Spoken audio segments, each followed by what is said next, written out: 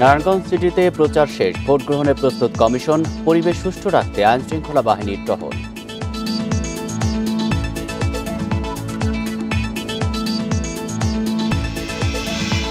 Corona সংক্রমণ ও মৃত্যু বেড়েছে কয়েক গুণ, উদ্বেগজনক বলছেন বিশেষজ্ঞরা, পরীক্ষা বাড়ানোর তাগিদ।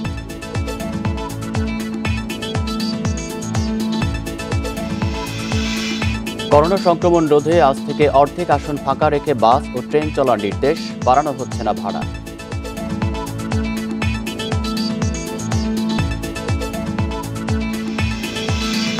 নামি দামি ব্র্যান্ডের ইলেকট্রনিক পণ্য তৈরি হচ্ছে নকল কারখানায়, 6.5 কোটি টাকার সরঞ্জাম জব্দ, আটক 2 জন।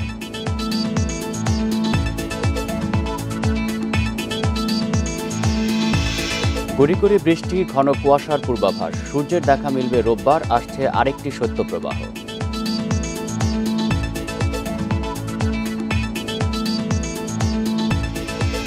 স্বাগত ইন্ডিপেন্ডেন্ট সংবাদে, আপনাদের সাথে আছি আমি আলী আশরাফ এবং আমি ফারহান আলম। এতক্ষণ শুনছিলেন শিরোনাম, এবার পুরো খবর। প্রচার শেষে ভোটের প্রস্তুতি নিচ্ছে নারায়ণগঞ্জ, তবে সব কেন্দ্রই গুরুত্বপূর্ণ হওয়ায় নিরাপত্তা নিয়ে উদ্বেগ আছে ভোটারদের। পাশাপাশি চলছে যোগ্য প্রার্থী বাছাই নিয়ে আলোচনা। এদিকে ভোটের পরিবেশ সুষ্ঠু রাখতে এরই মধ্যে টহল শুরু করেছেন আইনশৃঙ্খলা বাহিনীর সদস্যরা। 18 দিনের প্রচার শেষ, এখন ভোটের সমীকরণ মেলানোর পালা। চায়ের আড্ডায় সে অঙ্কই কষছেন ভোটাররা। নগরের উন্নয়নে কোন প্রার্থীর কতটা ভূমিকা তা নিয়ে চলছে বাকযুদ্ধ। যুক্তিতর্ক শেষে সবাই মিলছেন এক কেন্দ্রবিন্দুতে, এখন দরকার যোগ্য জনপ্রতিনিধি। আমরা প্রার্থী হিসাবে কি বিবেচনা নেব? আমরা যারা ভালো, আমরা যে ভালো তারই আমরা ভোট দেবো। সবাই যাতে সবার সুন্দর ভোট দিয়া নিজের যোগ্য প্রার্থীরে ভোটের মাধ্যমে পাস করাইতে পারে, এটাই আমাদের চাওয়া। আইনশৃঙ্খলাভাবে যদি সুস্থভাবে থাকে, দেখাশোনা করে, তো এখনো কোনো গ্যাঞ্জাম হবে না। এদিকে এবারের ভোটে 192 কেন্দ্রের সবগুলো অতি গুরুত্বপূর্ণ। এ নিয়ে আছে খানিকটা উদ্বেগও। তারপরও সবাই যেতে চান ভোট দিতে। এটাতে যাতে আমরা নিরাপত্তা থাকতে পারি, এতে আমার ভোট আমি দিতে পারি। আমার ভোটের মূল্য আমার কাছে, আপনার ভোটের মূল্য আপনার কাছে। সুষ্ঠু নির্বাচন যায়, এই কেন্দ্রের ভিতরে আর্মি থাক, পুলিশ থাক। নিরাপত্তা নিয়ে শঙ্কা কাটাতে এরই মধ্যে মাঠে নেমেছে আইন শৃঙ্খলা বাহিনী। পুলিশের পাশাপাশি টহলে রয়েছে র্যাব ও বিজিবি সদস্যরা। 16 তারিখে যেন নগরবাসী তারা সুন্দরভাবে বিনা বাধায় স্বাধীনভাবে তারা গিয়ে ভোট কেন্দ্রে যেতে পারে এবং সুষ্ঠু এবং সুন্দরভাবে একটা ভোট দিয়ে একটি অর্থবহ এবং সর্বজন গ্রহণযোগ্য একটি নির্বাচন তারা উপহার দিতে পারে, সেই লক্ষ্যে আমরা কাজ করে যাচ্ছি। ভোটের দিন মাঠে থাকছে আইন শৃঙ্খলা বাহিনীর 5000 সদস্য। প্রশাসনের আশ্বাস, ভোটে কোনো সহিংসতা হবে না। টানা 18 দিন প্রার্থীদের অলিগলি চষে বেড়ানো, পোস্টারে পোস্টারে ছেয়ে যাওয়া, ওয়ার্ডে ওয়ার্ডে সরগরম মাইকিং আর জনসংযোগ সাঙ্গ হয়েছে। প্রচারযজ্ঞ শেষে এবার ভোটারের রায়ের অপেক্ষায় নারায়ণগঞ্জ সিটির মেয়র এবং কাউন্সিলর প্রার্থীরা। Adilur Rahman, independent news, Narayanganj. Narayanganj city নির্বাচনে কেন্দ্র থেকে সিসি ক্যামেরা খুলে নেওয়ার নির্দেশ দেওয়া হয়েছে বলে অভিযোগ করেছেন স্বতন্ত্র মেয়র প্রার্থী তৈমুর আলম খন্দকার। শুক্রবার রাত 10টার দিকে সংবাদ সম্মেলনে এই অভিযোগ করেন তিনি। এছাড়া নির্বাচনের দিন যেন বহিরাগতরা চলাচল করতে না পারে, সেজন্য প্রধানমন্ত্রীর হস্তক্ষেপ কামনা করেন তিনি। নির্বাচন কমিশন থেকে নির্দেশ দেওয়া হয়েছে বা প্রশাসন থেকে নির্দেশ দেওয়া হয়েছে সেই সিসি ক্যামেরাগুলি তুলে নেওয়ার জন্য। এই হটকারিতা করার জন্য, ভোট চুরি করার জন্য, বা আমাদের নেতাকর্মীদের উপরে হামলা করার জন্য, বা পুলিশ নির্যাতন চালানোর জন্য এই সিসি ক্যামেরাগুলি তুলে নেওয়ার জন্য তারা নির্দেশ দিয়েছে। 2 সপ্তাহের ব্যবধানে দেশে করোনায় শনাক্তের সংখ্যা, হার ও মৃত্যু বেড়েছে কয়েক গুণ। সংক্রমণ বাড়ার হারকে উদ্বেগজনক বলছেন বিশেষজ্ঞরা। সংক্রমণের হার নিয়ন্ত্রণে জেলা উপজেলায় করোনা পরীক্ষার সুবিধা বাড়ানোর পাশাপাশি শনাক্তদের কোয়ারেন্টিন নিশ্চিত করার তাগিদও তাদের। 1 জানুয়ারিতে দেশে করোনা শনাক্ত হয় 370 জনের। 2 সপ্তাহের ব্যবধানে 14 জানুয়ারিতে বেড়ে দাঁড়িয়েছে 4378 জন। শনাক্তের হার 2.43 থেকে বেড়ে দাঁড়ায় 14.66%। করোনায় বাড়ছে মৃত্যুও। যে হারে দেশে করোনা সংক্রমণ বাড়ছে তা নিয়ন্ত্রণে উপজেলা পর্যায়ে করোনা পরীক্ষার সুবিধা বাড়িয়ে শনাক্তদের আলাদা করে চিকিৎসার পরামর্শ দিচ্ছেন বিশেষজ্ঞরা। সমস্ত উপজেলাগুলিকে সক্ষমতা বাড়াতে হবে, শক্তিশালী করতে হবে, যাতে র্যাপিড অ্যান্টিজেন টেস্ট অন্তত সেখানে করা যায় এবং তারপরে পজিটিভ পাওয়া গেলে আমরা চিকিৎসা শুরু করে দেব। আপনাকে মনে রাখতে হবে যে আমাদের করোনার কিন্তু এখনো পর্যন্ত কোনো স্পেসিফিক চিকিৎসা নাই, সুতরাং আমরা এখন যে চিকিৎসাটা দিচ্ছি সেটা আমাদের উপজেলায় দেয়া কিন্তু সম্ভব। ডায়াগনোসিসটা দ্রুত হলে তার ফ্যামিলির কেউ আক্রান্ত হবে না, ফ্যামিলিতে অনেকে বয়স্ক থাকে, বাচ্চারা থাকে, তারাও নিরাপদ হলো এবং সমাজের অন্য কোথাও সে তার দ্বারা আক্রান্ত হলো না। করোনা সংক্রমণের বর্তমান হারকে উদ্বেগজনক বলছেন বিশেষজ্ঞরা, যা নিয়ন্ত্রণে আনতে না পারলে হাসপাতালে রোগীর চাপের পাশাপাশি মৃত্যুও বাড়ার আশঙ্কা করছেন তারা। ট্রেসিং করতে হবে, আমাদের সেই এখনও আইসোলেশনে নিতে হবে, কোয়ারেন্টাইনে নিতে হবে এবং প্রাথমিকভাবে চিকিৎসা দিতে হবে। এটা যদি করতে পারি আমরা, তাহলে অন্তত প্রাইমারি অবস্থায় চিকিৎসা দিতে পারলে আমরা রুগীদের যে সিরিয়াসনেসটা সেটা এড়াতে পারবো। অনেকেই সংক্রমণের থেকে মৃত্যুর ঝুঁকিতে যাবে না। স্বাস্থ্যবিধি মেনে চলার পাশাপাশি দ্রুত করোনার টিকা নেয়ার পরামর্শ বিশেষজ্ঞদের। এতে করোনা হলেও গুরুতর অসুস্থ হওয়ার আশঙ্কা কম থাকে বলছেন বিশেষজ্ঞরা। Buddhadeb Kundu, independent News, Dhaka. Corona সংক্রমণ রোধে মন্ত্রিপরিষদ বিভাগের নির্দেশনা মেনে অর্ধেক আসন ফাঁকা রেখে আজ থেকে বাস চলাচল করবে বলে জানিয়েছে বিআরটিএ। এর জন্য বাড়ানো হচ্ছে না ভাড়া।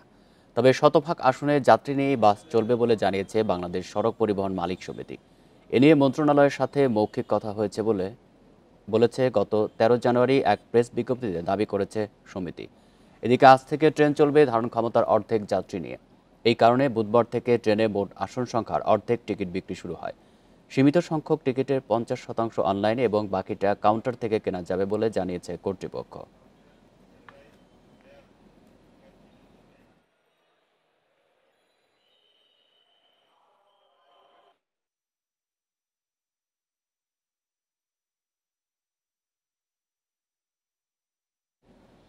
করোনা পরিস্থিতি নিয়ে জানাতে আমাদের সাথে চট্টগ্রাম ও রাজশাহী থেকে যুক্ত হচ্ছেন সহকর্মীরা। শুরুতেই চট্টগ্রাম থেকে আছেন সহকর্মী অনুপম শীল।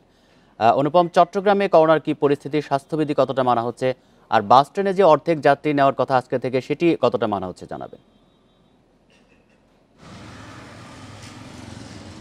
প্রথমত হচ্ছে গত 24 ঘন্টায় করোনার যে চট্টগ্রামে কি পরিমাণ আক্রান্ত হয়েছে সেটি এই মুহূর্তে এখনো পাওয়া যায়নি, হয়তো আরও ঘন্টাখানেকের মধ্যে সেটি পাওয়া যাবে। তবে এর আগের 24 ঘন্টায় 296 জন, প্রায় 2038 জন করোনা টেস্ট করার পরে 296 জনের পজিটিভ এসেছে। মূলত বিষয় যেটি আতঙ্কের সেটি হচ্ছে এর আগের দিন অর্থাৎ গত পরশুদিন যেখানে 10% এই করোনা রোগী শনাক্ত হয়েছে, গতকালকে সেই সংখ্যাটি 1 লাফে 14% উঠে গেছে, অর্থাৎ একদিনের ব্যবধানে 4% করোনা রোগী বৃদ্ধি পেয়েছে। এটি এখন আতঙ্কের বিষয় এবং এটিকে ঘিরে জনস্বাস্থ্য বিশেষজ্ঞ এবং চিকিৎসকরা যেটি বলছেন, এই অবস্থায় যদি এটি লাগাম টেনে ধরা না যায় তাহলে কিন্তু এই পরিস্থিতি আরও খারাপের দিকে যেতে পারে। যদিও আমরা দেখছি যে এটি নিয়ে সাধারণের মধ্যে অর্থাৎ যারা মানুষজন আছেন তাদের মধ্যে কোনো ধরনের কোনো সতর্কতা বা প্রতিক্রিয়া নেই। এবং এক্ষেত্রে আমি চট্টগ্রামে গতকালকে ছুটির দিন ছিল, আমরা চট্টগ্রামে বেশ কিছু জায়গায় ঘুরে দেখেছি। আমরা দেখেছি চট্টগ্রামে অন্তত 2টি আলাদা আলাদা বড় মেলা চলছে, অর্থাৎ সেখানে বেশ বড় পরিসরে জনসমাগম হচ্ছে।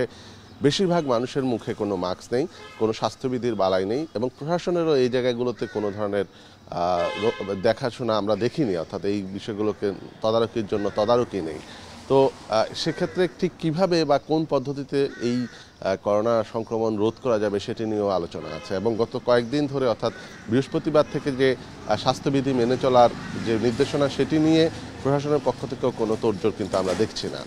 আর গাড়িগুলোতে আমরা যেটি দেখছি যে যদি এখন খুবই সকালবেলা, এই মুহূর্তে খুব অল্প সংখ্যক গাড়ি চলাচল শুরু হয়েছে, আস্তে আস্তে এটি বেলা গড়ানোর সাথে সাথে বাড়বে। তবে মালিক পক্ষ যেটি ঢাকায় ঘোষণা দিয়েছে যে তারা সব আসনে যাত্রী নিয়ে স্বাস্থ্যবিধি মেনে এই গণপরিবহন পরিচালনা করতে চান, এখানেও ঠিক একই রকম। আমরা আজকে যে আশঙ্কাটি করছি সেটি হচ্ছে আজকে অনেক মালিক ইচ্ছা করেই তাদের গাড়ি রাস্তায় নামাবেন না, অর্থাৎ অঘোষিত একটি হরতাল হতে পারে বা কর্মবিরতি হতে পারে, এটা আমরা আশঙ্কা করছি। কারণ গত পরশুদিন আমরা মালিক সমিতির নেতৃবৃন্দের সাথে কথা বলেছিলাম, তারা আমাদেরকে সেই রকমই ইঙ্গিত দিয়েছেন। যদি সেটি হয় আজকে যে সমস্ত অফিস খোলা রয়েছে সেই সমস্ত অফিসগামী মানুষের ভোগান্তি কিছুক্ষণের মধ্যেই আমরা যেটি ধারণা করছি যে চরমে উঠতে পারে। এবং সেই প্রেক্ষাপটে আমরা গত পরশুদিন একটি আলোচনা চট্টগ্রাম মেট্রোপলিটন পুলিশের সাথে বাস মালিকদের অর্থাৎ গণপরিবহন মালিকদের হয়েছিল, এবং সেটি কতটা ফলপ্রসূ হয় সেটি আসলে মূলত নির্ভর করছে ঢাকার উপরে।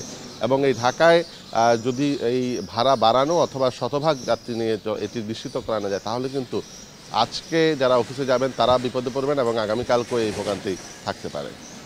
অনুপম, আপনি থাকবেন আমাদের সাথে। আমরা এবার রাজশাহীর পরিস্থিতি জানবো। সেখান থেকে আমাদের সাথে যুক্ত আছেন সহকর্মী মাইনুল হাসান। মাইনুল, রাজশাহীতে স্বাস্থ্যবিধি মানাতে প্রশাসনের কোনো রকমের নজরদারি রয়েছে কিনা, আর অর্ধেক আসনে যাত্রী নেওয়ার যে নির্দেশ সেটি মানা হচ্ছে কিনা? আসলে আমরা দেখতে পাচ্ছি যে সরকারি যে বিধিনিষেধ বা স্বাস্থ্যবিধি মানার যে প্রবণতা সেটি মানুষের মধ্যে একেবারেই নেই। আর এটি মানাতে জেলা প্রশাসন বা আইনশৃঙ্খলা বাহিনীর যে তৎপরতা থাকার কথা সেটিও তেমনভাবে আমাদের নজরে আসছে না। আমরা জানি বা দেখছি যে গতকাল থেকে জেলা প্রশাসনের কয়েকটি ভ্রাম্যমাণ টিম রাজশাহী নগর জুড়ে তাদের অভিযান চালাচ্ছে। তবে আমরা দিনভর তাদের অভিযানের পর তারা আমাদেরকে জানিয়েছেন যে তারা সারাদিন অভিযান চালিয়ে 5 জনকে 1000 টাকা জরিমানা করেছেন এবং কিছু মাস্ক বিতরণ করছে। সেক্ষেত্রেই বলা যায় যে তাদের যে তৎপরতা সেইটি একেবারে নজরে পড়ার মতো নয়। এবং এর বিপরীতে আমরা দেখি যে সাধারণ মানুষের মধ্যে স্বাস্থ্যবিধি মানার প্রবণতা একেবারে নেই। সেটি গণপরিবহন হোক, মার্কেট হোক, রেস্তোরাঁ হোক বা বাস টার্মিনাল হোক, ট্রেন স্টেশন হোক, যেখানেই হোক প্রত্যেক জায়গাতে কিন্তু সাধারণ মানুষের স্বাস্থ্যবিধি মানার একটি অনীহা। এমন বিশেষ ক্ষেত্রে আমরা দেখছি যে তারা মুখে মাস্ক ব্যবহার করছেন, আবার অনেকেই মুখে মাস্ক থাকলে তাদের মাস্ক থাকতে থুতনির নিচে। অর্থাৎ এখানে স্বাস্থ্যবিধি মানার প্রবণতা সাধারণ মানুষের মধ্যে একেবারেই কম। তবে চিকিৎসকরা বলছে ন্যূনতম মুখে মাস্ক ব্যবহার না করলে রাজশাহীতে ওমিক্রনের যে ঢেউ আসার বা যে ঢেউটা যে সম্ভাবনা করা হচ্ছে সেটি কিন্তু প্রকট আকার ধারণ করবে। জানা রেখে গত 24 ঘন্টায় রাজশাহীর 2টি যে পিসিআর ল্যাব আছে তার মধ্যে একটি পিসিআর ল্যাবে 150 জনের করোনা নমুনা পরীক্ষা করা হয়েছে। সেইখানে 20 জনের পজিটিভ এসছে। অর্থাৎ গতকালকে যে সংখ্যা ছিল শনাক্তের হার ছিল 11.28, সেটি আজকে 12% পৌঁছেছে। গেল এই চলতি বছরের শুরু থেকে অর্থাৎ জানুয়ারির প্রথম সপ্তাহে কিন্তু রাজশাহীতে করোনা সংক্রমণের হার 10-এর নিচে ছিল, কিন্তু দ্বিতীয় সপ্তাহ থেকে আমরা দেখছি যে দিন দিন বাড়ছে। অর্থাৎ সাধারণ মানুষের মধ্যে সচেতনতা বোধ সৃষ্টি না করা হয় তবে এই সংক্রমণ হার আরও বাড়বে। এবং বাসের ক্ষেত্রে বলি, বাসের ক্ষেত্রে আমরা স্বাস্থ্যবিধি মানার কোনো বালাই দেখি না, তবে ট্রেনের ক্ষেত্রে কিন্তু স্বাস্থ্যবিধি অনেকটাই মানা হয়। চট্টগ্রাম এবং রাজশাহী থেকে জানাচ্ছেন আমাদের সহকর্মীরা। গায়ে নামি দামি ইলেকট্রিক প্রতিষ্ঠানের ট্রেডমার্ক ও প্রতীক, পণ্য দেখে বোঝার উপায় নেই নকল, অথচ এগুলো উৎপাদন হচ্ছে 2 রুমের নকল কারখানায়। যাত্রাবাড়িতে এমন 2টি অবৈধ কারখানায় অভিযান চালিয়ে প্রায় 6.5 কোটি টাকা নকল ইলেকট্রনিক পণ্য ও সরঞ্জাম জব্দ ও 2 জনকে আটক করেছে ডিবি। রাজধানীর বিভিন্ন ব্যবসা প্রতিষ্ঠান ও বাসাবাড়িতে প্রায়ই ঘটছে আগুনের ঘটনা। বেশিরভাগ ক্ষেত্রেই কারণ হিসেবে বলা হয় ইলেকট্রিক শর্ট সার্কিটের কথা। ফায়ার সার্ভিসের তদন্তে নিম্নমানের ইলেকট্রনিক পণ্যের কারণে এমন ঘটনা ঘটেছে বলে জানানো হয়। নামিদামি ব্র্যান্ডের হুবহু নকল ইলেকট্রনিক পণ্য বানানোর তথ্য পায় ডিবি। যাত্রাবাড়িতে এমন 2টি কারখানায় চালায় অভিযান। ডিবির তথ্য, এ সময় 6.5 কোটি টাকার নকল ইলেকট্রনিক পণ্য ও সরঞ্জাম জব্দ ও আটক করা হয় 2 জনকে। জিজ্ঞাসাবাদে তারা জানান 2 বছর ধরে তারা এ কাজ করছে। নামী ইলেকট্রনিক প্রতিষ্ঠানের ট্রেডমার্ক ও প্রতীক ব্যবহার করে তৈরি হচ্ছে এসব পণ্য। কম দামে সরবরাহ করা হচ্ছে বিভিন্ন দোকানে। এই অসাধু চক্রটি দীর্ঘদিন যাবৎ এই ধরনের অত্যন্ত ঝুঁকিপূর্ণ বৈদ্যুতিক আইটেম তারা তৈরি করে যাচ্ছে, নকল করে যাচ্ছে, এবং তারা লো কোয়ালিটির মাল তৈরি করে ওই ভালো জনপ্রিয় ব্র্যান্ডের লোগো এবং ট্রেডমার্ক ব্যবহার করে। ডিবি বলছে এসব পণ্য অগ্নি নিরাপত্তার জন্য মারাত্মক হুমকি। একটি বৈদ্যুতিক পণ্য কেনার ক্ষেত্রে অবশ্যই যাচাই বাছাই করে সবার কেনা উচিত, কারণ আপনারা সকলে জানেন যে অগ্নিকাণ্ডের মূল কারণ হলো এইগুলি। এখান থেকে শর্ট সার্কিট বা বড় অগ্নিকাণ্ড দুর্ঘটনা তৈরি হয়। এমন আরও 1/2 শতাধিক কারখানার খোঁজে অভিযানে DB. Masudur Rahman, independent News, Dhaka. আগামী 24 ঘন্টায় দেশের নানা জায়গায় হবে গুঁড়ি বৃষ্টি, পড়বে ঘন কুয়াশা। সূর্যের দেখা পেতে অপেক্ষা করতে হবে রোববার পর্যন্ত। আগামী সপ্তাহে আসছে আরেকটি শৈত্যপ্রবাহ। শুক্রবার সন্ধ্যায় এসব তথ্য দিয়েছে আবহাওয়া অফিস। মৃদু শৈত্যপ্রবাহ বইছে উত্তরাঞ্চলের ওপর দিয়ে, মিলছে না সূর্যের দেখা। ঘন কুয়াশার চাদরে মোড়া চারপাশ। শুক্রবার সকাল ৯টায় পঞ্চগড়ের তেঁতুলিয়ায় দেশের সর্বনিম্ন তাপমাত্রা রেকর্ড করা হয় ৯ ডিগ্রি সেলসিয়াস। রাজধানী ঢাকাও ছিল কুয়াশাচ্ছন্ন। কমেছে ঢাকার তাপমাত্রা, এতে স্বাচ্ছন্দ্য হারাননি নগরবাসী। ঘোরাফেরা থেকে শুরু করে চলাফেরা, কাজকর্ম সবকিছুই ভালো লাগছে। আজকে ওয়েদারটা কিছুটা তাপমাত্রা, আজকে দেখতেই পাচ্ছি সূর্যটা একটু কম উঠেছে, তো আমার কাছে মনে হচ্ছে কাজ করতে সুবিধা হচ্ছে। এখানে যেতে পারছি, ওখানে যেতে পারছি উইথাউট এনি কোনো রকম সমস্যা ছাড়াই।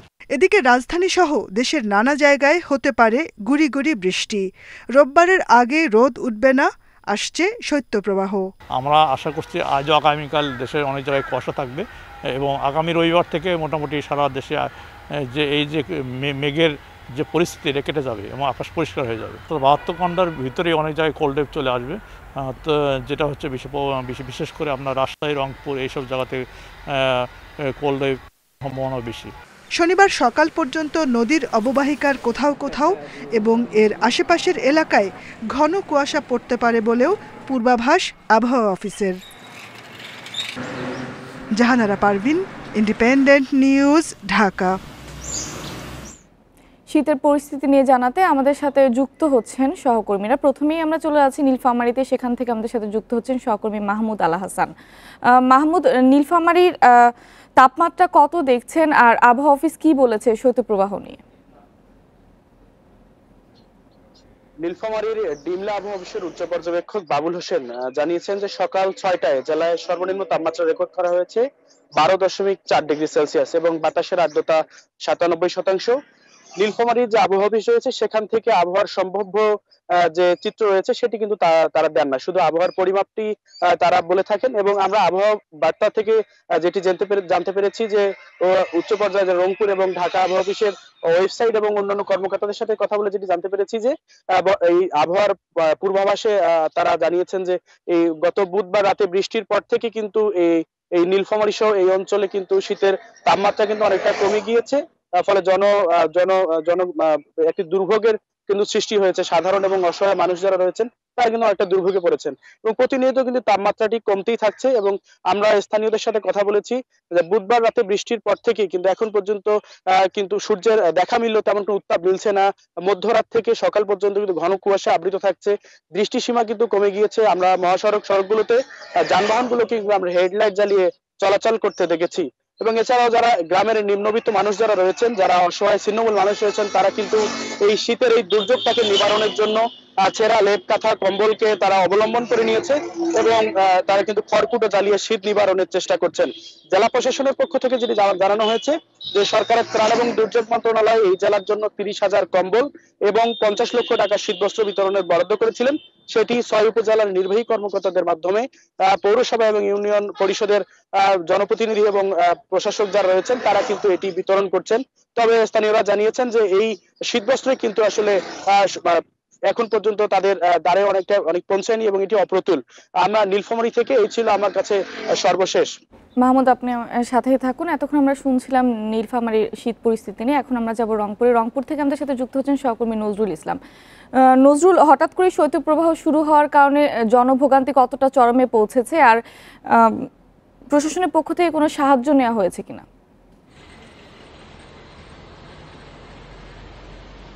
মূলত অর্থাৎ পঞ্চগড়ের তেঁতুলিয়া কিন্তু মৃদু শৈত্যপ্রবাহ বয়ে যাচ্ছে। আগামীকাল অর্থাৎ রোববারে কিন্তু মাঝারি শৈত্যপ্রবাহ বয়ে যাওয়ার সম্ভাবনা রয়েছে, কারণ এটি কিন্তু আবহাওয়া অফিসের পক্ষ থেকে তারা আমাদেরকে জানিয়েছেন। আমরা একটু আগে কিন্তু আবহাওয়া অফিসের যিনি কর্মকর্তা দায়িত্বপ্রাপ্ত আছেন তার সঙ্গে কথা হয়েছে, তিনি যেমনটি বলেছেন যে সকাল অর্থাৎ ৭টা পর্যন্ত ঘন কুয়াশায় ঢেকে যাবে উত্তরাঞ্চলে।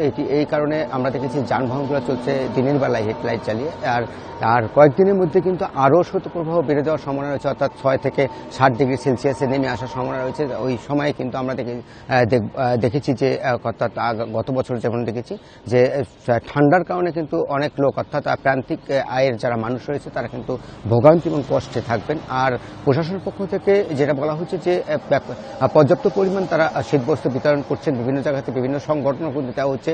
রংপুর মেট্রোপলিটন পুলিশের পক্ষ থেকে দেওয়া হচ্ছে, জেলা পুলিশের পক্ষ থেকে দেওয়া হচ্ছে। আচ্ছা, পর্যাপ্ত পরিমাণ কিন্তু বিভিন্ন জায়গাতে শীতবস্ত্র বিতরণ করা হলেও কিন্তু যারা নিম্ন আয়ের মানুষ, যারা খেটে খাওয়া মানুষ, তারা কিন্তু ভোগান্তিতে আছে এবং দুর্ভোগে থাকবেন। কারণ হচ্ছে রংপুরে কিন্তু আমরা দেখেছি জানুয়ারি এবং ফেব্রুয়ারি মাসে বেশিরভাগ শীতের যে তীব্রতা এটি বেড়ে যায়। শীতের দাপটটা বেড়ে যাওয়ার কারণে যারা সকালবেলা উঠে কাজে বের হয় তাদের কিন্তু ভোগান্তির শিকার হতে হয়। তবে এই সময়ে আমরা দেখেছি যে খড়কুটো চালিয়ে আগুন পয় থেকে দগ্ধ হয় এবং এই সময়ে মেডিকেল কলেজ হাসপাতালগুলোতে শীতজনিত রোগে আক্রান্ত হয়ে অনেক রোগী কিন্তু সেখানে ভর্তি হচ্ছে। আমরা গত কয়েকদিনের যে তথ্য অনুযায়ী যেটা জানতে পেরেছি যে 11 শিশু শীতজনিত আক্রান্ত হয়ে অর্থাৎ 0 থেকে 1 মাস বয়সে তারা কিন্তু মারা গেছেন। এই সময়ে কিন্তু এই দুর্ঘটনা ঘটেছে। এর আগেই আমরা দেখেছি যে সব মিলিয়ে যে রংপুরের যে তীব্র শৈত্যপ্রবাহ আসার সময় রয়েছে, এই সময়ে কিন্তু মানুষের যে ভোগান্তি এটা কিন্তু থেকেই যাবে। শীত পরিস্থিতি নিয়ে জানাতে রংপুর নীলফামারী থেকে যুক্ত ছিলেন আমাদের সহকর্মীরা। যুক্তরাষ্ট্রে যেখানে প্রয়োজন লবিস্টরা সেখানেই কাজ করবে বলে জানিয়েছেন পররাষ্ট্রমন্ত্রী। দেশটির প্রশাসন নীতি নির্ধারকদের সঙ্গে যোগাযোগ রাখতে সরকারের পক্ষে একাধিক লবিস্ট প্রতিষ্ঠান কাজ করছে বলেও জানান তিনি। আর বিএনপির লবিস্ট নিয়োগ প্রশ্নে বলেন তা নিয়ে সরকার চিন্তিত নয়। শুক্রবার Bangladesh institute of law and international অ্যাফেয়ার্সের কনফারেন্সে যোগ দিয়েছিলেন পররাষ্ট্রমন্ত্রী। পরে সাংবাদিকদের সঙ্গে তিনি কথা বলেন যুক্তরাষ্ট্রে লবিস্ট নিয়োগ দেওয়া প্রসঙ্গে। মার্কিন প্রশাসন, নীতি নির্ধারক, মানবাধিকার গোষ্ঠী ও গণমাধ্যমের সঙ্গে যোগাযোগ রক্ষায় সরকারের পক্ষে একাধিক লবিস্ট প্রতিষ্ঠান কাজ করছে জানিয়ে মন্ত্রী বলেন, দেশের স্বার্থে যেখানে দরকার তারা সেখানেই কাজ করবে। আমরা আশা করি যে এই ধরনের ধাক্কা টাক্কা যা আসবে, আমরা সেই জন্য যদি আমাদের কোথাও কোনো গ্যাপস থাকে, উইকনেস থাকে, দুর্বলতা থাকে, অবশ্যই will try to take care of those. পরে বিএনপির লবিস্ট নিয়োগ করা নিয়েও প্রশ্নের জবাব দেন তিনি। Everybody has the right to engage whatever they want to do in a legal process and there is nothing against it. BNP করুক, অন্য লোকজন করুক, এটা তাদের, it is their headache, not a mine. এদিকে বাংলাদেশের মানবাধিকার প্রশ্নে হিউম্যান রাইটস ওয়াচের বিবৃতিকে একপেশে, অগ্রহণযোগ্য ও রাজনৈতিক উদ্দেশ্য প্রণোদিত বলেছেন তথ্যমন্ত্রী। এই বিবৃতি যেভাবে দেওয়া হয়েছে এটি কোনোভাবেই বাস্তবসম্মত নয়, এটি উদ্দেশ্য প্রণোদিত এবং এটি রাজনৈতিক উদ্দেশ্য প্রণোদিত। এবং এই বিবৃতি পড়ে আমার মনে হয়েছে এই বিবৃতিটা বাংলাদেশ থেকে হয়তো কেউ ড্রাফট করে দিয়েছে, সেটিকে পরিমার্জন করে তারা প্রকাশ করেছে মাত্র। এছাড়া বিএনপির সমাবেশ প্রসঙ্গে তথ্যমন্ত্রী বলেন, তাদের সমাবেশ সফল করতে সরকার সব ধরনের সহায়তা করলেও নিজেরা মারামারি করে সব পণ্ড করছে। শিমুল বাশার, ইন্ডিপেন্ডেন্ট নিউজ, ঢাকা। সিরাজগঞ্জ অর্থনৈতিক অঞ্চলের জন্য জমি অধিগ্রহণে ঘরবাড়ির ক্ষতিপূরণের টাকা দেওয়া হচ্ছে না। খাস জমিতে বসবাসকারীরাও প্রকৃত ক্ষতিপূরণ পাচ্ছে না বলে অভিযোগ উঠেছে। এ নিয়ে স্থানীয়দের মধ্যে দেখা দিয়েছে উত্তেজনা। তবে অর্থনৈতিক অঞ্চল কর্তৃপক্ষ বলছে, প্রকল্প এলাকায় বসবাসরত পরিবারগুলোর ক্ষতিপূরণের টাকা জেলা প্রশাসনকে দেওয়া হয়েছে। আর জেলা প্রশাসন বলছে টাকা বণ্টনের প্রক্রিয়া চলছে। বঙ্গবন্ধু সেতুর পাশে যমুনা নদীর কোল ঘেঁষে সিরাজগঞ্জ সদর ও বেলকুচি উপজেলার 1042 একর জমি নিয়ে গড়ে তোলা হচ্ছে বেসরকারি অর্থনৈতিক অঞ্চল সিরাজগঞ্জ ইকোনমিক জোন 1। প্রকল্পের শুরুতেই জমি অধিগ্রহণ ও ঘরবাড়ি ক্ষতিগ্রস্তদের টাকা নিয়ে দেখা দিয়েছিল জটিলতা। জমির টাকা পেলেও ঘরবাড়ি, গাছপালা ও ফসলের ক্ষতিপূরণ পাননি বলে দাবি অনেকের। এ নিয়ে মানববন্ধনও করেছেন ক্ষতিগ্রস্তরা। আমাদের বাপদাদার প্রত্যেক সম্পত্তি, সেই সম্পত্তির টাকা পাইলাম আর আমরা ঘরবাড়ির বিল পাবো না, এটা কেমন কথা হইলো? 1 মাসের টাইম দিয়ে আমার ঘর ভেঙে গেছে, আমাকে 1 মাস পার হয়ে গেছে, আমাকে তাও টাকা পয়সা দেন, আমাকে জায়গা বাসা কিছু দেন না। এদিকে একটি চক্র সরকারি খাস জমিতে বসবাসরত পরিবারগুলোকে ঘরবাড়ি, গাছপালা ও ফসলের ক্ষতিপূরণের টাকা না দিয়ে উচ্ছেদের চেষ্টা করছে বলে অভিযোগ উঠেছে। যখন লেখেন তখন বলছে যে কলা গাছ থাকো, আম গাছ থাকো, বাজার থাকো, সব গাছ গাছ টাকা পয়সা দেবো। যাদের প্লট দেওয়া হয় নাই সবাইকে প্লট দেওয়া হোক, ক্ষতিপূরণ দেওয়া হোক, তারপরে কাজ শুরু। এদিকে প্রকল্প পরিচালকের দাবি, ব্যক্তি মালিকানাধীন জমি ও খাস জমিতে বসবাসকারীদের ক্ষতিপূরণ বাবদ 46 কোটি টাকা জেলা প্রশাসনকে দেওয়া হয়েছে। ডিসি আমাকে একটা লিস্ট ধরিয়ে দিয়েছে, তো আমরা তো টাকা দিয়ে দিছি ডিসি অফিসকে। এরা ক্ষতিগ্রস্ত হয়েছিল, হ্যাঁ, এবং এই 1206 ধরেই তারা আমাদের কাছ থেকে টাকাটা নিয়ে নিছে। জেলা প্রশাসন বলছে জমি অধিগ্রহণে ক্ষতিগ্রস্তদের টাকা বণ্টনের প্রক্রিয়া চলছে। তো খাস জায়গার মধ্যে যারা বসবাস করে তাদের প্রতি মানে প্রধানমন্ত্রী সদয় হয়ে তাদের অনুদান হিসাবে কিছু টাকা দিয়েছেন। যে টাকাটি দিয়েছেন অর্থ মন্ত্রণালয়ের অনুমোদন ক্রমে আমরা সেই টাকাগুলো কিন্তু ডিস্ট্রিবিউশন চলছে এখনও। 11টি বেসরকারি কোম্পানির যৌথ উদ্যোগে এই ইকোনমিক জোনে ছোট বড় 700 শিল্প প্রতিষ্ঠান গড়ে উঠবে। কর্মসংস্থান হবে 5 লাখ মানুষের। ক্ষতিপূরণের টাকা নিয়ে জটিলতায় বাধাগ্রস্ত প্রকল্পের কাজ। ইন্ডিপেন্ডেন্ট। খাবারের নিম্নমান, অব্যবস্থাপনা সহ নানা অভিযোগে শাহজালাল বিজ্ঞান ও প্রযুক্তি বিশ্ববিদ্যালয়ের সিরাজুন্নেসা চৌধুরী হলের প্রভোস্টের পদত্যাগ দাবিতে বিক্ষোভ করেছেন ছাত্রীরা। প্রভোস্ট সহ কয়েকজনের কক্ষে দেওয়া হয়েছে তালা। 3 দফা দাবি মেনে নিতে শনিবার সন্ধ্যা 7টা পর্যন্ত সময় বেঁধে দিয়েছে শিক্ষার্থীরা। বেশ কিছুদিন ধরেই হল কর্তৃপক্ষের কাছে খাবারের নিম্নমান, অব্যবস্থাপনা সহ নানা অভিযোগ করে আসছিলেন শাহজালাল বিজ্ঞান ও প্রযুক্তি বিশ্ববিদ্যালয়ের বেগম সিরাজুন্নেসা চৌধুরী হলের শিক্ষার্থীরা। বৃহস্পতিবার হলের প্রভোস্টের সঙ্গে সমস্যা নিয়ে ফোনে কথা বলার চেষ্টা করেন ছাত্রীরা। এরপর প্রভোস্টের বিরুদ্ধে দাবিকে গুরুত্ব না দেয়া ও খারাপ ব্যবহারের অভিযোগ তোলেন ছাত্রীরা। পরে প্রভোস্টের পদত্যাগের দাবিতে শুরু হয় আন্দোলন। আমরা টিচারদেরকে বলতে গেলি, প্রভোস্টদেরকে বলতে গেলি ওনারা বলে আমাদের সিট ক্যান্সেল করে দিবে, আমাদেরকে ব্ল্যাকমেইল করা হয়। ম্যাম উনি বললো যে হচ্ছে এখন কি অনেক ইমার্জেন্সি, কেউ তো মারা যায় নাই, কেউ মারা গেলে একটা কথা ছিল। খাবারের মান অতি খারাপ, অতি জঘন্য, খাওয়া যায় না এবং দাম বাড়ানোই হচ্ছে। এরপরে যেমন সিটের ইস্যু, যেমন 4 জনের যে সিটটা সেখানে 5 জন দেওয়া হয়। বিষয়টি নিয়ে শিক্ষার্থীদের সঙ্গে বৈঠক করেন বিশ্ববিদ্যালয়ের উপাচার্য। তিনি জানান প্রভোস্ট এই মুহূর্তে করোনা আক্রান্ত, আশ্বাস দেন শিক্ষার্থীদের দাবি মেনে নেয়ার। হলের ডিসিপ্লিনও ভালো। তারপর আমরা বলছি যে তোমাদের যদি আমরা আরো কয়েকদিন যাক, তারপর আমরা আবার বসবো। তোমাদের যদি কোনো ধরনের তারপর যদি কোনো ধরনের ক্ষুদ্র প্রতিক্রিয়া থাকে বা তোমাদের যদি মনে করো যে এই দাবিটা পূরণ হয়নি, আমরা দেখবো ব্যাপারটা। তবে শনিবারের মধ্যে প্রভোস্টের পদত্যাগের জন্য সময় বেঁধে দিয়েছেন ছাত্রীরা। দাবি মানা না হলে কঠোর আন্দোলনের হুঁশিয়ারি তাদের। মাধব কর্মকার, ইন্ডিপেন্ডেন্ট নিউজ, সিলেট। নাব্যতা সংকটে সুনামগঞ্জের বৌলা ও রক্তি নদীতে আটকা পড়েছে অনেক নৌযান। এতে বিপাকে পড়েছেন নৌ শ্রমিক ও ব্যবসায়ীরা। নৌকাতেই মানবেতর দিন কাটাতে হচ্ছে অনেককে। পলি জমে ভরাট হয়ে গেছে নদীর তলদেশ। শুষ্ক মৌসুমে তাই প্রকট হয়েছে নাব্যতা সংকট। সুনামগঞ্জের নদীগুলোর অনেক এলাকায় এখন কোমর সমান পানি। আগে বড় বড় নৌযান চলাচল করত এসব নদীতে, এখন শুষ্ক মৌসুমে ছোট নৌযান চলাও দায়। বেহেলি ও বিশ্বম্ভরপুর উপজেলার নিয়ামতপুর এলাকায় 1 সপ্তাহের মধ্যে প্রায় 4 শতাধিক বালু ও পাথরবাহী নৌকা আটকা পড়েছে। মানবেতর দিন কাটাতে হচ্ছে নৌযানের শ্রমিকদের। জামে বাইজেছে আজকে 5 দিন। এই জায়গায় জাম আছে তোমার আরো সামনে 50টার মতন। শুতে মনে হয় 1 মাস লাগবে। কোনো ব্যবস্থা না হলে আমরা তো কিন্তু বাড়তে পারতাম না।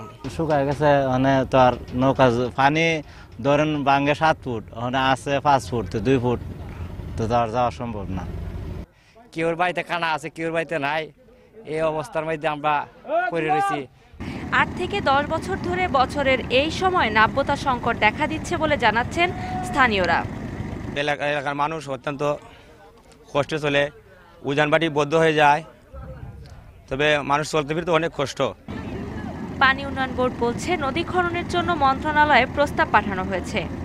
পরিকল্পনা কমিশনের একটা ফরম্যাট আছে, সেই অনুযায়ী আমরা স্টাডি প্রপোজাল জমা দিয়েছি এবং এই সমীক্ষাটা সম্পন্ন হলেই আমরা এই প্রকল্পটা দ্রুত যে ডিপিপিটা আছে পাশ করিয়ে আনতে সক্ষম হব।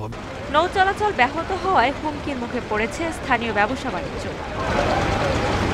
Independent news desk. বিশ্বে একদিনে 31 লাখের বেশি করোনা রোগী শনাক্ত হয়েছে, প্রাণহানি 7,518 জনের। এ নিয়ে মোট আক্রান্ত ছাড়ালো 32,37 লাখ, প্রাণহানি হয়েছে 55,57,000। 24 ঘন্টায় সর্বোচ্চ 1,825 জনের মৃত্যু হয়েছে যুক্তরাষ্ট্রে। রোগী শনাক্ত হয়েছে সর্বোচ্চ 6,36,000। এক সপ্তাহে দেশটিতে সংক্রমণের হার 29 ও মৃত্যুর হার বেড়েছে 26 ভাগ। 3 লাখ রোগী শনাক্ত হয়েছে ফ্রান্সে। রাশিয়ায় 739 জনের প্রাণহানি হয়েছে। ব্রাজিলে শুক্রবার থেকে শুরু হয়েছে 5 থেকে 11 বছর বয়সী শিশুদের করোনার টিকাদান কার্যক্রম। ভারতে একদিনে করোনায় আক্রান্ত হয়েছে 2,67,000-এর বেশি রোগী। মৃত্যু হয়েছে 430 জনের। সব নাগরিককে টিকা গ্রহণ ও মাস্ক পরার আহ্বান জানিয়েছেন দেশটির প্রধানমন্ত্রী নরেন্দ্র মোদী।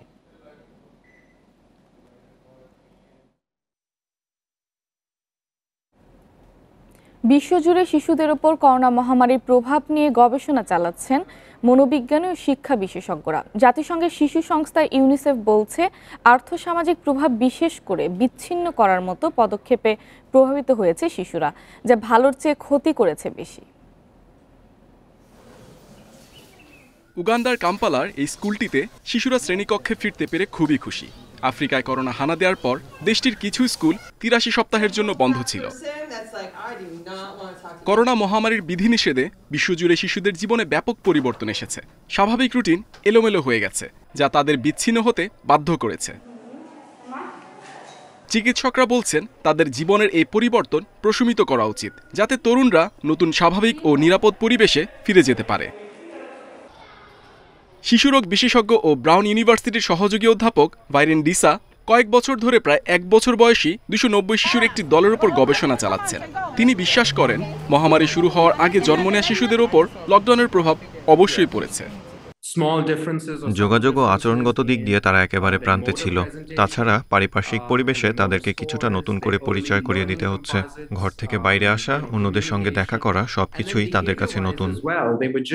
ইউনিসেফ বলছে মহামারীর দরিদ্র দেশগুলোর শিশুদের ওপর সবচেয়ে খারাপ প্রভাব ফেলেছে। শিশুদের নিয়ে কাজ করছেন ইউনিভার্সিটি কলেজ লন্ডনের গবেষক এমিলিয়া রবার্টস। তিনি বলছেন দরিদ্র দেশগুলোর শিশুদের জন্য স্কুলে ফেরা কঠিন হয়ে যাচ্ছে। অনুপস্থিতি ছাড়াও স্কুলগুলো আরও কিছু সমস্যায় পড়েছে। লকডাউনে ঘরে বসে পড়ালেখা চালিয়ে যেতে না পারায় শিশুরা ইংরেজি এবং গণিতে পিছিয়ে পড়েছে। অন্যদিকে যাদের নিজস্ব কম্পিউটার রয়েছে তারা লকডাউনেও অনেক কিছু শিখেছে। ভবিষ্যতে শিশুদের পড়ালেখা আর যেন ব্যাহত না হয় তার প্রতি গুরুত্ব দেওয়ার পরামর্শ বিশেষজ্ঞদের। Mohammad Nazim, independent news. নিউজিল্যান্ডে রেকর্ডময় সিরিজ শেষে দেশে ফিরছে ক্রিকেট দল। বিকেল 4:30টায় শাহজালাল আন্তর্জাতিক বিমানবন্দরে নামবেন লিটন এবাদতরা। প্রথমবার টেস্ট সিরিজ ড্র করার স্বস্তি আনন্দ সঙ্গী হচ্ছে বাংলাদেশ দলের। দেশে ফিরে 2 দিনের বিশ্রাম শেষে বিপিএল মিশনে নামবেন তারা। সামাজিক যোগাযোগ মাধ্যমে লিটন ছবি পোস্ট করেছেন হ্যাভ এ রিল্যাক্স ক্যাপশনে। অধিনায়ক মুমিনুলও সেলফিতে মেতেছেন। দ্বিতীয় টেস্টে বাজেভাবে হারার পরেও টাইগারদের এমন মুড দৃষ্টিকটু লাগবে না, কারণ 20 বছরে যা বাংলাদেশ পারেনি এবার পেরেছে। একটা টেস্ট জেতা গেছে, সিরিজ ড্র করে দেশের বিমান ধরা গেছে। প্রথমবার নিউজিল্যান্ড থেকে মাথা উঁচু করে দেশে পা রাখবে বাংলাদেশ দল। শনিবার বিকেল 4:30টায় নামবেন লিটন এবাদতরা। আমাদের হাতে কিন্তু এখন হেড কোচ নেই। আমরা জেমি সিজন্সকে ব্যাটিং কনসালটেন্ট হিসেবে নিয়ে আসছি। ও তো চলে আসবে either end of this month or February মাসের প্রথম দিকে চলে আসবে, কিন্তু হেড কোচ কিন্তু আমাদের হাতে নেই। তো আমরা কয়েকদিন আগে আমাদের মাননীয় সভাপতি উনিও আপনাদের বলেছিল, নিশ্চয়ই মনে আছে, যে যেহেতু এখন সামনে আমাদের হাতে কোনো কোচ নেই এবং হেড কোচকে আমরা একটা কন্ট্রাক্ট দিয়েছি, এখন আমরা তাকে নিয়ে কন্টিনিউ করছি। সিরিজ শুরুর আগে চরম আশাবাদীও কেউ ভাবেনি বাংলাদেশ টেস্ট জিতবে। পাকিস্তান সিরিজ শেষ হতে না হতেই নিউজিল্যান্ডে যেতে হয়েছে। সেখানে কোভিড প্রোটোকল হেরাফের আক্রান্ত হওয়া, নানা ঝক্কি ঝামেলা গেছে ক্রিকেটারদের ওপর। তারপরেও দমে যায়নি টাইগাররা। দলের সাফল্যের পুরস্কার পেতে শুরু করেছেন ক্রিকেটার, কোচিং স্টাফরা। র্যাঙ্কিংয়ে এগিয়েছেন এবাদত লিটন, উইনিং বোনাস নিয়ে প্রস্তুত বিসিবি। ডমিঙ্গোকেও হেড কোচের পদে রেখে দেওয়া হচ্ছে। টিম ফেরার আগে দেশে ফিরে এসেছেন মুশফিক ও টিম ডিরেক্টর খালেদ মাহমুদ সুজন। দেশে ফিরে খুব একটা বিশ্রাম নেই শান্ত শরীফুল তাসকিনদের। বিপিএল এর জন্য আবারও ঢুকে যেতে হবে বায়োবাবলে। ফেরদৌস ইসলাম, ইন্ডিপেন্ডেন্ট নিউজ। আজ ইন্ডিপেন্ডেন্স কাপের ফাইনালে সেন্ট্রাল জোনের প্রতিপক্ষ সাউথ জোন। গত ম্যাচে হারলেও ফাইনালে স্বরূপে ফিরবে দল। প্রত্যাশা সেন্ট্রাল জোনের অধিনায়ক মোসাদ্দেকের। ছন্দহীন সৌম্য শিরোপার লড়াইয়ে দারুণ কিছু করবেন প্রত্যাশা কোচের। এদিকে সবশেষ ম্যাচে জয়ের আত্মবিশ্বাস, শিরোপা জয়ের স্বপ্ন দেখাচ্ছে সাউথকে, বলছেন কোচ রাজিন সালে। সিলেট ইন্টারন্যাশনাল ক্রিকেট স্টেডিয়ামে ম্যাচ শুরু সকাল 9টায়। লঙ্গার ভার্সনের দাপট অব্যাহত সীমিত ওভারের ফরম্যাটেও। সাকিবের অলরাউন্ড পারফরমেন্সে ফাইনালের পথটা মসৃণ হয়েছে সেন্ট্রাল জোনের। সাথে অধিনায়ক মোসাদ্দেকের দুর্দান্ত ছন্দ স্বপ্ন দেখাচ্ছে শিরোপা জয়ের। উইকেটের কথা চিন্তা করেন তাহলে অবশ্যই পেস বোলিং উইকেট এটা না, আসলে তো মুস্তাফিজ আসলে এক্সেপশনাল, ওর ব্যাপারটা আলাদা, ওর জন্য উইকেট খুব বেশি ম্যাটার করে না আমি মনে করি। সো আসলে মুস্তাফিজ নিয়ে চিন্তা আমরা করতেছি না, কারণ আমাদের অবশ্যই খেলতে হবে এবং ভালো ক্রিকেটটাই খেলতে হবে। শিরোপার লড়াই তাতিয়ে দিয়েছে সৈকত সৌম্যদের। গেল ম্যাচে রান না পেলেও ফাইনালে ছন্দ ফিরে পাবে সৌম্য, বিশ্বাস কোচের। 4 ডেতে ও যথেষ্ট প্রায় 400 রান করেছে, রাইট, সেঞ্চুরি ছিল, সব কিছু ছিল। এখানে ও একটা ম্যাচে 40 রানের ইনিংস আছে, বোলিংয়ে ভালো করছে, একটা দুইটা ম্যাচ খারাপ হতে পারে। রাউন্ড রবিন লিগের শেষ ম্যাচে সেন্ট্রালের বিপক্ষে দাপুটে জয়ে ফাইনালে ওঠে সাউথ জোন। তৌহিদ হৃদয়, পিনাক ঘোষরা দলকে রেখেছেন উজ্জীবিত। ফাইনালের ড্রেস রিহার্সেলে জয়ের আত্মবিশ্বাস অনুপ্রেরণা দেবে সাউথকে। উইকেটটা এখনও আরও ঠিক হওয়ার বাকি আছে। আমি মনে করি যে উইকেটটা ব্যাটসম্যানে যাতে করে 300 রান করতে পারে, একটা ব্যাটসম্যান 100-150 রান করতে পারে, ওই ধরনের উইকেটটা এখনও ওইভাবে রেডি হয় না আমি মনে করি। এর জন্য ওইভাবে রান হচ্ছে না। আসরের সর্বোচ্চ উইকেট শিকারী মুস্তাফিজ স্বস্তি দিচ্ছে দলকে, আর মেহেদির স্পিনে ভরসা কোচের। সাকিব, তামিম, মাহমুদুল্লাহদের উপস্থিতিতে রং ছড়িয়েছে এবারের বিসিএল-এর ওয়ানডে ফরম্যাট। শনিবার শিরোপা লড়াই দিয়ে পর্দা নামছে আসরের। মাধব কর্মকার, ইন্ডিপেন্ডেন্ট নিউজ, সিলেট। বিপিএলে এবার সবচেয়ে বড় বাজেট আর তারকা সমৃদ্ধ দল ফরচুন বরিশাল। সাকিব, গেইল, মুজিব, ব্রাভোদের সাথে সোহান শান্তর আশা দিচ্ছে শিরোপার। শেষ মুহূর্তে লঙ্কান ক্রিকেটাররা আসতে না পারায় সমস্যায় পড়তে হয়েছে। তবে আলজারে জোসেফকে পেয়ে সন্তুষ্টি আছে ম্যানেজমেন্টের। চেয়ারম্যান মিজানুর রহমানের বিশ্বাস, মাঠে ও মাঠের বাইরে চমক জাগাবে ফরচুন বরিশাল। আনুষ্ঠানিকতা সেটা শুরু করব। শুরুতেই আমরা বিপিএল জগতের সবচেয়ে বড় দুই নাম ঢাকা ডায়নামাইটস, রংপুর রাইডার্স এবার নেই। সেই জায়গা নিয়েছে ফরচুন বরিশাল। সাকিব, গেইলের মতো মহাতারকা সাইনিংই শুধু নয়, ঘরোয়া ক্রিকেটার এমনকি কোচিং স্টাফ ঠিক করাতেও কার্পণ্য করেনি দলটি। সবচেয়ে বেশি টাকা খরচ করেছে ড্রাফটে। তাই তো আসর শুরুর আগে সবচেয়ে আলোচনায় বরিশাল। যদিও আক্ষেপ আছে শেষ মুহূর্তে লঙ্কান ক্রিকেটারদের না পাওয়া নিয়ে। ফাইনালে আমরা ব্রাভোকে নিয়েছি, আলজারি জোসেফ আসছে, ডিকোয়েলা এবং দানুষ্ককে আমরা মিস করছি, বাট তার রিপ্লেসমেন্ট আমরা নিয়ে নিয়েছি অলরেডি। এবং বাংলাদেশে আপনারা অত্যন্ত দক্ষ প্লেয়ারদেরকে নিয়ে এবং ইয়াং, তারপরে যারা পুরনো প্লেয়ার আছেন তাদের সংমিশ্রণে একটা ভালো দলই করেছি আমরা। আসর শুরুর আগে দলগুলো কাটাছেঁড়া করছে প্রতিপক্ষকে নিয়ে। 6 দলের আসরে কোনো দলকে ছোট করে দেখার সুযোগ নেই। তবে সবচেয়ে বেশি ভাবাচ্ছে ঢাকা, যেখানে আছেন টাইগার 3 আইকন মাশরাফি, তামিম ও মাহমুদুল্লাহ। অনেক ভালো দল করেও কিন্তু অনেকে ভালো রেজাল্ট করতে পারে না। আপনি টাকা দিয়ে বিবেচনা করলে আসলে হবে না। আসলে দেখা যাবে যে মাঠের খেলা মাঠে খেলতে হবে। বাট আমাদের এক্সপেকটেশন অবশ্যই, আমরা ভালো দল করেছি, আমরা এক্সপেকটেশন অবশ্যই ভালো থাকবে। মিরপুরের উইকেটটা তারা খুব ভালো করে জানে। সো আমার কাছে মনে হয় ঢাকায় will be the toughest team for us. ক্রিকেটাররা ব্যস্ত ছিলেন নিউজিল্যান্ড সিরিজ আর বিসিএল নিয়ে। ধকল কাটিয়ে ওঠার সুযোগ পাচ্ছেন না সোহান শান্তরা। 2 দিনের অনুশীলন শেষে উদ্বোধনী ম্যাচে সাকিবের দল লড়বে চট্টগ্রামের বিপক্ষে। Mazharul Islam, independent news. বিকেলে ঘুরি আর রাতে আতশবাজিতে উদযাপন হলো এবারের সাকরাইন। শুক্রবার সকাল থেকে উৎসব মুখর ছিল পুরান ঢাকা।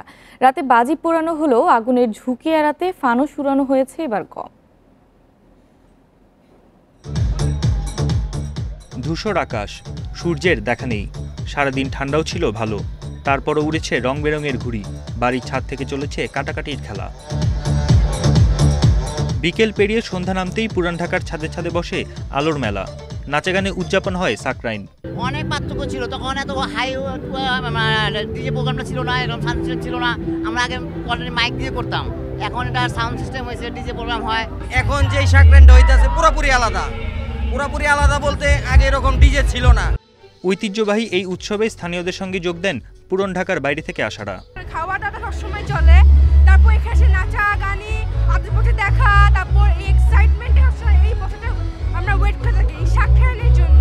এখানে প্রতি বছরই এই আনন্দটা হয়। আমি নতুন না, আমি 10 বছর ধরে এটা উদযাপন করতেছি। সন্ধ্যা গড়ালে শুরু হয় আতশবাজি পোড়ানো। সে আলোয় রঙিন হয়ে ওঠে রাতের আকাশ। ছোটবেলা থেকে আমরা গিয়ে কাজিনরা একসাথে বিকালবেলা ঘুড়ি ওড়ানোটা ছিল, তারপর রাতের বেলা সন্ধ্যা থেকে বাজি ফুটানো, তারপর এইসব গান, নাচ গান অনেক কিছু হতো। জন্ম হওয়ার পর থেকে আমরা এই উৎসবটা দেখতেছি, যেহেতু পুরান ঢাকা বসবাস করি। আর বেশিরভাগ সময় আমরা অনুষ্ঠানটা ভালো মতন করে ট্রাই করি। এবারের সাকরাইনে প্রচুর আতশবাজি পোড়ানো হলেও ফানুস উড়েছে কম। বন ইবনে কামাল, ইন্ডিপেন্ডেন্ট নিউজ, ঢাকা। এই ছিল সংবাদে। ইন্ডিপেন্ডেন্ট টেলিভিশনের সব খবরের আরও বিস্তারিত জানতে চোখ রাখুন ফেসবুক, ইউটিউব এবং টুইটারে। ধন্যবাদ সবাইকে।